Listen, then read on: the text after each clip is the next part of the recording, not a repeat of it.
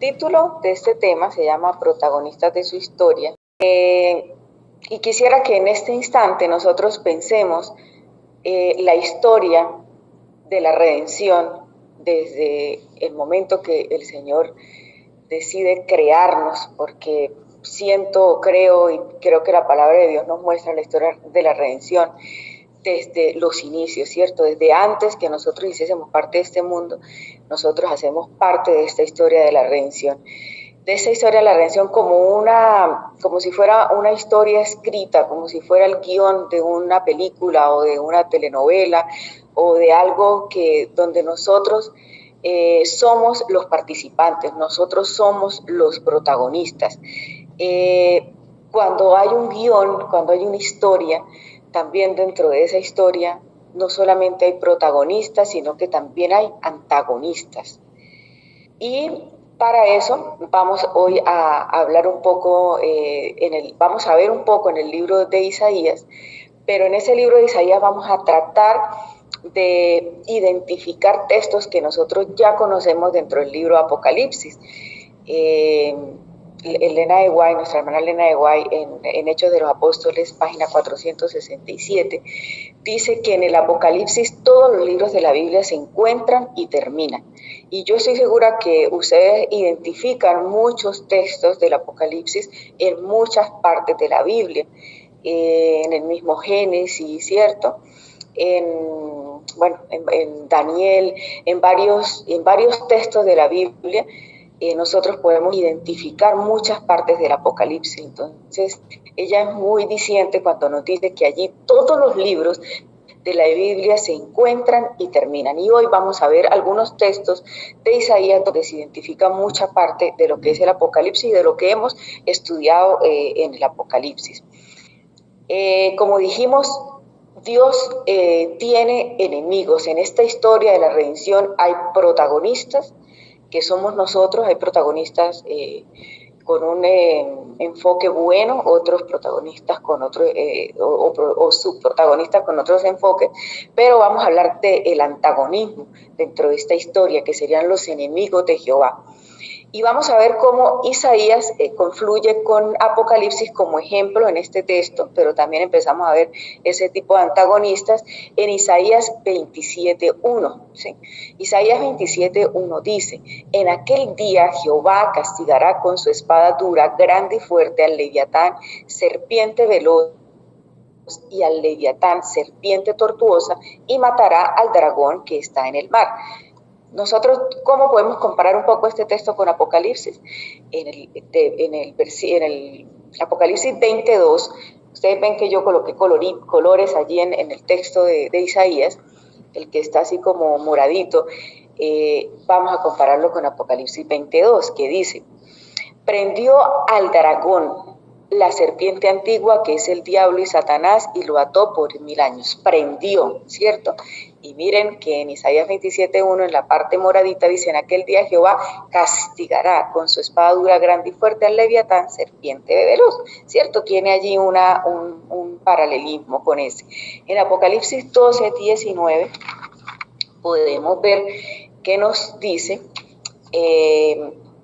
12.9, dice: y fue lanzado fuera el gran dragón, la serpiente antigua, que se llama Diablo y Satanás, el cual engaña al mundo entero, fue arrojado a la tierra y sus ángeles fueron arrojados con él. Aquí menciona a la serpiente tortuosa, ¿cierto? Y si miramos el texto en su contexto, valga la redundancia, Isaías 27.1, está castigando, y aquí también se habla como un castigo, ¿sí? Fue lanzada la serpiente. Y el último texto, aquí para comparar, Apocalipsis 13.1 nos dice: me paré sobre la arena del mar y vi subir del mar una bestia que tenía 7 cabezas y 10 cuernos, y en sus cuernos tenía 10 diademas, y sobre sus cabezas nombre de blasfemia, ¿cierto? Aquí nos está mencionando el mar, y también en Isaías 27.1 dice: matará al dragón que está en el mar.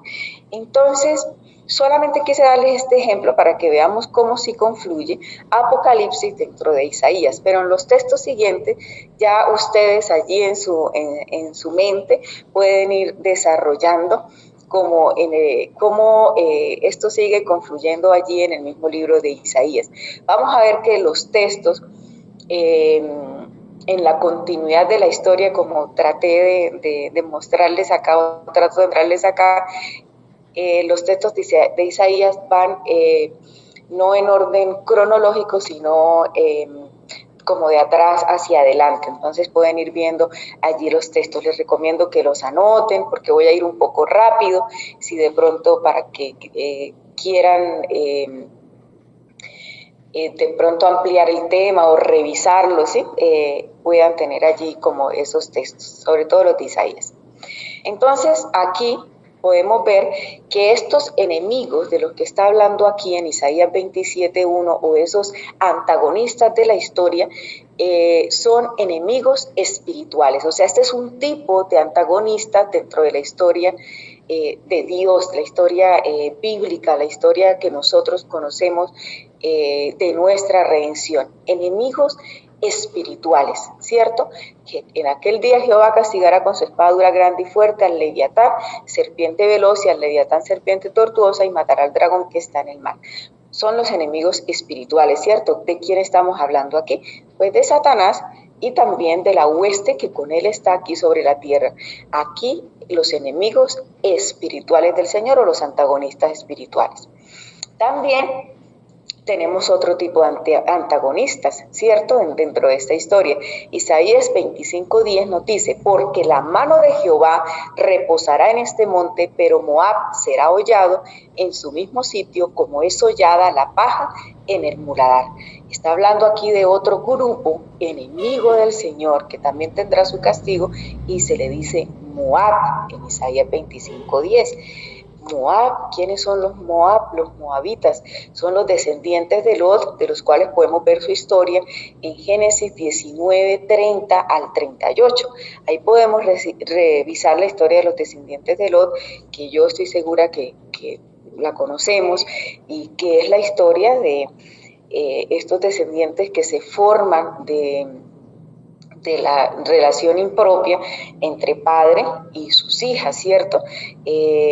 Que no es una relación natural, y de allí se desprende un grupo de personas que, aunque son descendientes del mismo tronco espiritual, no hacen parte del pueblo de Dios. Y me parece interesante como esta aclaración que tenemos acá, de que somos del mismo tronco espiritual, pero no hacemos parte del pueblo de Dios. Si lo aplicamos a nuestro tiempo, nosotros podemos analizar nosotros qué somos para Jehová. Estamos en un mundo donde debemos tomar decisiones claras y concretas de qué parte de la historia estamos. Y a veces podemos estar en la misma iglesia, podemos tener las mismas raíces espirituales, ¿cierto?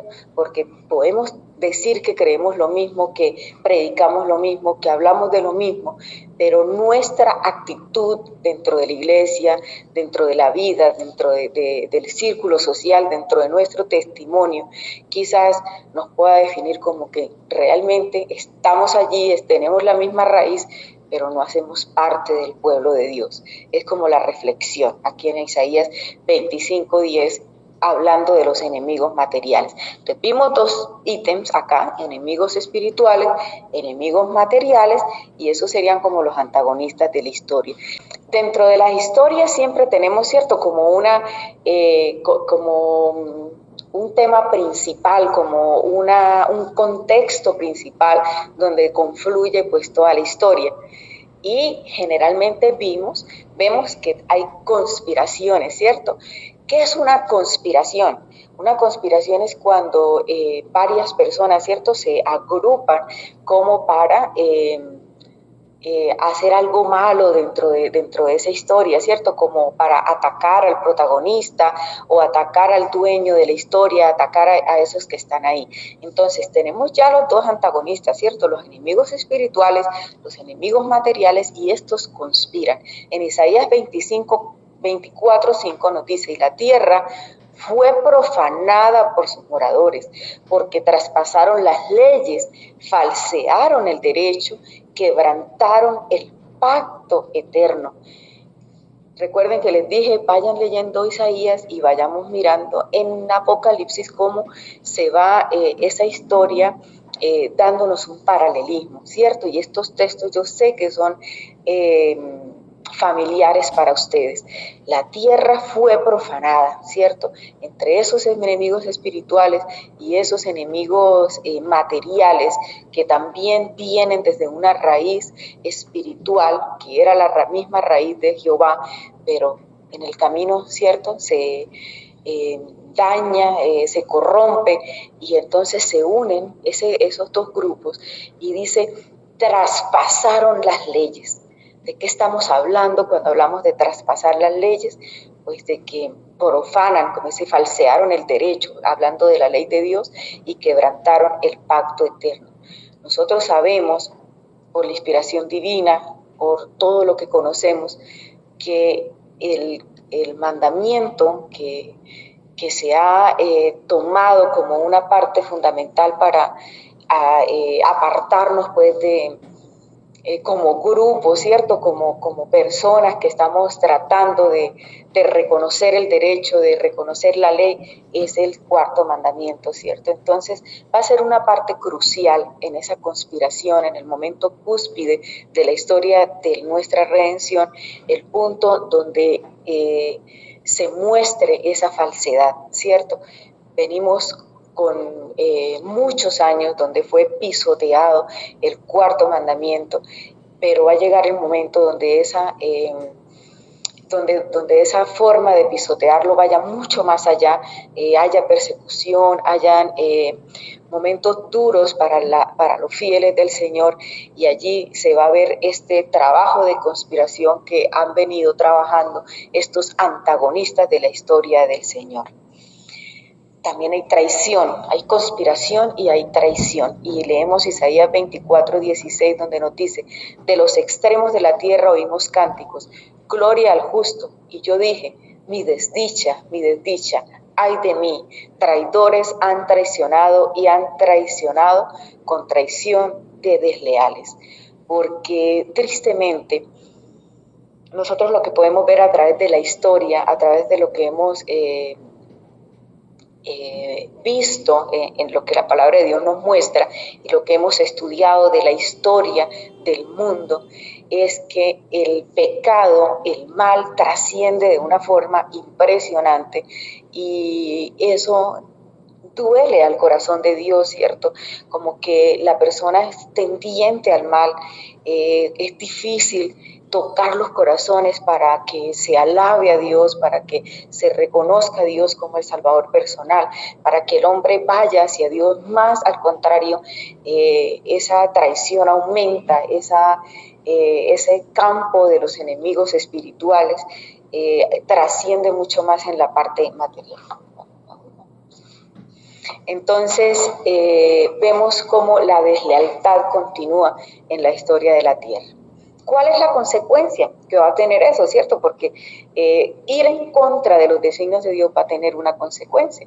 Isaías 24:1-3 dice, he aquí que Jehová devasta la tierra y la arrasa, trastorna su faz y hace esparcir a sus moradores, y sucederá como al pueblo, así también al sacerdote, como al esclavo, así a su amo, como a la criada, a su ama, como al que compra, como al que vende, recordemos Apocalipsis, como al que presta, al que toma prestado, como al acreedor, así también al deudor. La tierra será totalmente devastada y completamente saqueada, porque Jehová ha pronunciado esta palabra. Bueno, yo creo que el texto es claro, y dice que va a haber una consecuencia. El pecado tiene su consecuencia. Mantenernos en el pecado va a tener también un lugar para pagar sobre eso, porque la paga del pecado es la muerte. Continuamos allí en la consecuencia. Isaías 24:6, por esta causa la maldición consumió la tierra y sus moradores fueron asolados, por esta causa fueron consumidos los habitantes de la tierra y disminuyó la población. Isaías 25:1 y 2, Jehová, tú eres mi Dios, te exaltaré, alabaré tu nombre, porque has hecho maravillas, tus consejos antiguos son verdad y firmeza, porque convertiste la ciudad en escombros, la ciudad fortificada en ruina, y el alcázar de los extranjeros ya no será ciudad, ni nunca más será reedificada. La obra extraña porque Jehová es un Dios de amor y Él quiere la salvación de todos, es que si no accedemos a esa salvación, si nuestro corazón es endurecido, pues hay una consecuencia que quizás sea muy dura en expresión, pero que es necesaria para poder purificar, ¿cierto? Y para poder tener ya ese pueblo definido que siga o que ha seguido o que se ha mantenido firme en los caminos de Dios. Los castigados. En Isaías 24:21, acontecerán aquel día que Jehová castigará al ejército de los cielos en lo alto y a los reyes de la tierra sobre la tierra. Y allí vamos a parar un poco allí y vamos a analizar lo que son el ejército de los cielos. Y vamos a leer también un texto acá en 2 de Crónicas 33:3 que nos dice, porque él, hablando de Manasés, reedificó los lugares altos, pensemos también en esta palabra, altos, que Ezequías su padre había derribado, levantó altares a los Baales, hizo imágenes de acera y adoró. ¿A quién adoró? A todo el ejército de los cielos y le rindió culto. ¿Por qué me detuve acá un poco para hablar del ejército de los cielos cuando hablamos de los enemigos espirituales, ¿cierto? E identificamos a Satanás y a sus ángeles. Yo anteriormente pensaba que cuando la Biblia hablaba del ejército de los cielos se estaba refiriendo a los ángeles de Jehová, a los ángeles que él ministra, a los ángeles buenos, pero me he encontrado con que el término el ejército de los cielos se refiere es a Satanás y sus ángeles caídos, ¿sí? Ejército de los cielos. Y hay otros textos donde podemos verificarlo. Y aquí vemos que Manasés, pecando, reedifica lugares altos. Vamos a ver que cuando se habla de Baales, de la adoración falsa, se hace en los lugares altos. Y adoró al ejército de los cielos. En pecado, él hace esta adoración, se va a adorar ¿a quiénes? A los ángeles satánicos. Y vamos a leer un poco acá en el comentario bíblico adventista sobre lo que se refiere a Isaías 24:21 para aclarar un poco lo que quiero de pronto mostrarles acá sobre lo que es el ejército de los cielos, que dice: la palabra hebrea marón, de la cual se traduce ejército, es la misma que en el versículo 4 se tradujo como altos y se refiere a personas que viven en la tierra, ¿cierto? Entonces, esos ángeles de los que está hablando allí la Biblia viven o habitan en la tierra. Aparentemente se refiere al cielo. Es el contraste entre los reyes de la tierra sobre la tierra y el ejército de los cielos en lo alto. Pareciera indicar que si los primeros son humanos, los segundos se refieren a Satanás y sus ángeles caídos. Pablo llama a Satanás príncipe de la potestad del aire y a los dirigentes invisibles de la impiedad gobernadores de las tinieblas de este siglo, que viven en las regiones celestes. Pablo habla de la subyugación de estas potestades por Cristo. Isaías previó el tiempo cuando los ángeles perversos y los hombres impíos serán castigados. Hasta acá hemos hablado de una historia donde hay unos protagonistas, podemos ser nosotros, ¿cierto? Pero la historia le pertenece a Dios. Y hay unos antagonistas en esta historia que le llamamos enemigos espirituales y enemigos materiales, de los cuales podemos acá ver una aclaración, y a los cuales se les llama ejército de los cielos, ¿sí? A esos enemigos espirituales, los cuales van a tener un castigo. Tanto los enemigos espirituales como los enemigos materiales van a tener un castigo en el momento final. Estos serán amontonados, como se amontonan los encarcelados en una mazmorra, y en prisión quedarán encerrados. Recordemos los 1000 años que van a haber para el enemigo, y al cabo de muchos días serán castigados, ¿cierto? Va a haber un tiempo, y en esto no estamos ahondando, sino más bien en la identificación de ellos, ¿cierto? Así como hay un castigo, ¿qué pasa en todas las historias? Al final también hay ¿qué? hay una recompensa para los justos. Y dice, la liberación de los justos es de esta manera: abrir las puertas y entrará la gente justa, guardadora de verdades. Tú guardarás en completa paz a aquel cuyo pensamiento en ti persevera, porque en ti ha confiado. Y qué maravilloso mensaje el de Isaías 26:2, porque hasta aquí, hasta este momento atrás, habíamos hablado solo de castigo, solo de los malos, solo de los antagonistas, solo de los que hacen daño, solo de los que están todo el tiempo tratando de que los hijos de Dios se cambien de bando, se vayan al lugar equivocado, donde hay engaños, donde hay mentira, donde hay toda esa conspiración, como lo vimos al principio, y están tratando de que nosotros, los protagonistas de la historia de Dios, estemos en pecado, estemos haciendo lo incorrecto, estemos deshonrando al Señor en esta historia. Pero para aquellos guardadores de las verdades, aquellos que tienen a Dios en el corazón, vamos a vivir en completa paz, y nosotros, cuyo pensamiento persevera en el Señor y que confiamos en el Señor, vamos también a tener una recompensa. Y eso es lo bonito del mensaje, el saber que hay un lugar especial donde vamos a estar protegidos, y ese lugar es al lado del Señor. Isaías 27:2-3 nos dice: aquel día cantadle a la viña del pino rojo, yo Jehová la guardo, a cada momento la regaré, la guardaré de noche y de día para que nadie la dañe.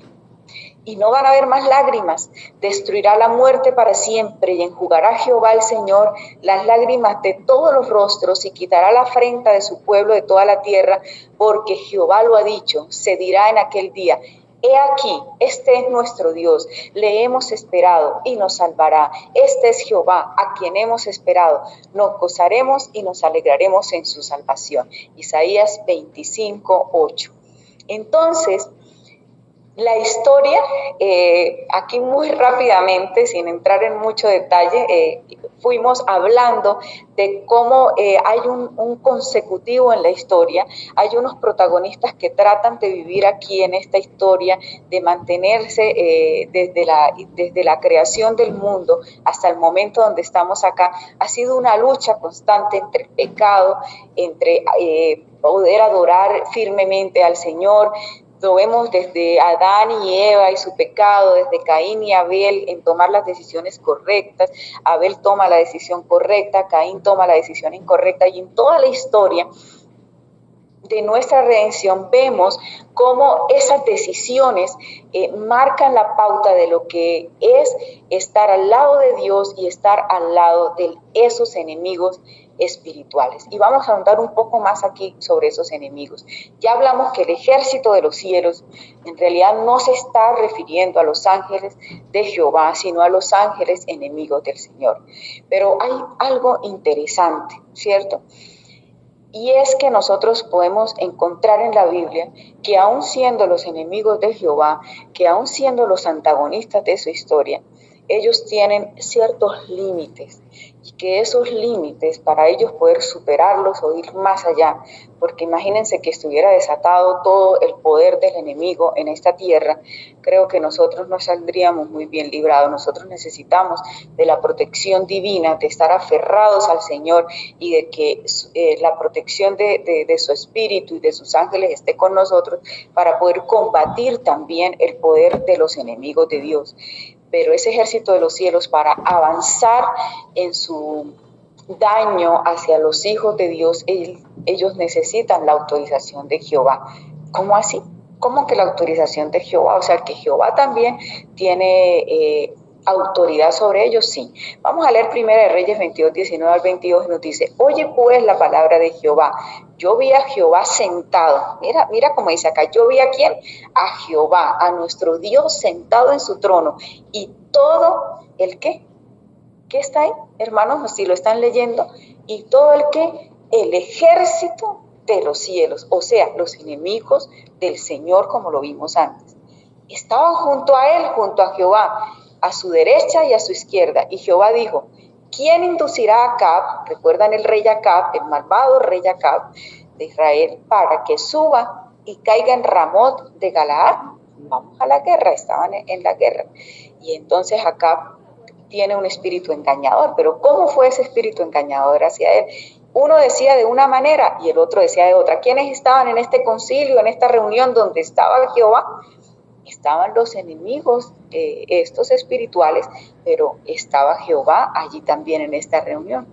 Y entonces uno de los espíritus se puso delante de Jehová y le dijo, yo lo induciré. Jehová le preguntó, ¿de qué manera? Él dijo, saldré y seré un espíritu de mentira en la boca de todos sus profetas. Y Jehová le dijo, tú conseguirás inducirlo, ve pues y hazlo así.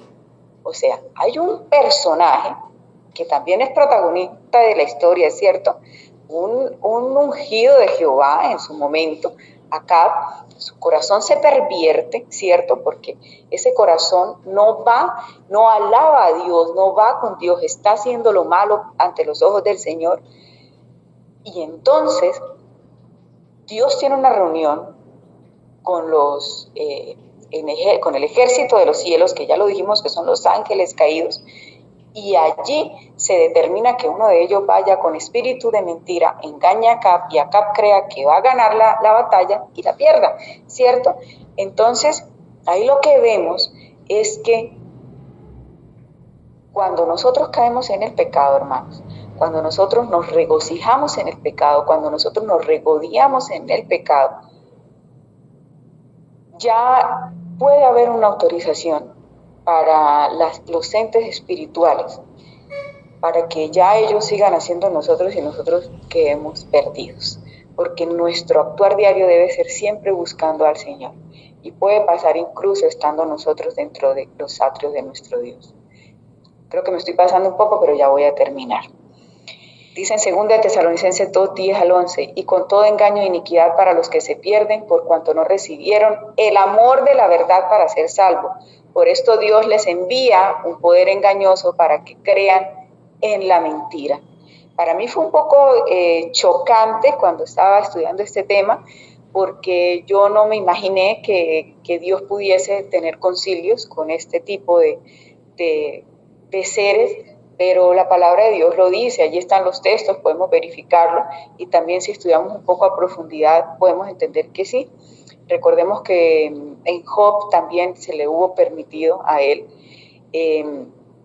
actuar sobre la vida de Job como una prueba para él, y todo fue también bajo la autorización de Dios.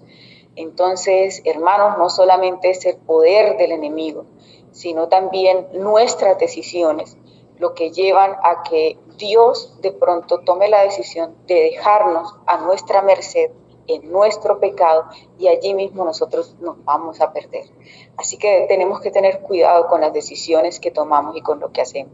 Y si con todo engaño e iniquidad para los que se pierden, por cuanto no recibieron el amor de la verdad para ser salvos, por eso Dios les envía un poder engañoso para que crean en la mentira. Recuerden que Jesucristo le dice a Pedro que él fue pedido para ser zarandeado, pero yo estoy orando para que no falte la fe. ¿Qué quiere decir? Que también se dio autorización para zarandear a Pedro. Pedro falló, pero como su corazón tenía allí a Cristo Jesús, fue un hombre restaurado. Pero otras personas que se regodean en el pecado y no quieren que el Espíritu Santo les toque, no dejan que el Espíritu Santo les toque, ya los enemigos de Jehová hacen parte de su vida y se hace que ellos no pueden volver hacia los pies de Dios. Dios es un Dios de concilios. La luna se avergonzará y el sol se confundirá cuando Jehová de los ejércitos reine en el monte Sión, en Jerusalén, y brille su gloria delante de sus ancianos. Allí ya no habrá pecado. Allí ya quedará avergonzado para siempre el pecado. Y nosotros vamos a poder estar con el Señor en un lugar donde no tenemos que pensar en el castigo, pensar en el dolor, pensar en la muerte, pensar en ello, sino que nuestros pensamientos van a ir ante el Señor. Glorificación de Dios ante el universo, Usted y yo, hermanos, somos los protagonistas de esta historia. Y mientras estamos acá en esta tierra, mientras estamos en esta iglesia, nuestros pensamientos deben perseverar en el Señor, perseverar en Jesús. Puede que algún pecado esté tocando nuestra vida, puede que algo esté dañando nuestra comunicación con el Señor, pero el Señor nos invita en esta mañana a que perseveremos en Él, a que nuestros pensamientos perseveren en Él y abandonemos cualquier pecado que haya allí, que nosotros no nos incrustemos en nuestra mente en pensamientos, incluso dentro de la misma iglesia, podamos tener un ego tan grande que yo crea que lo que yo sé es lo importante, que lo que yo conozco, que lo que yo predico es lo que es, aun cuando a veces podemos estar rechazando la voz del Espíritu Santo y estamos poniendo de lado a Dios. Dios quiere que nosotros como protagonistas de su historia cumplamos nuestro papel. Una ilustración breve.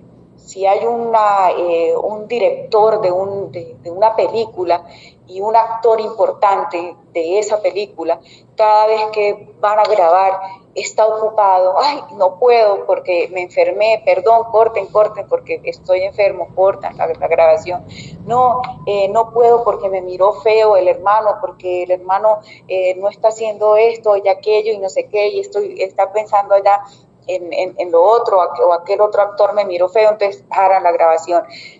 No porque me duele aquí, no porque aquello, pues ese protagonista no sirve para protagonizar esa historia.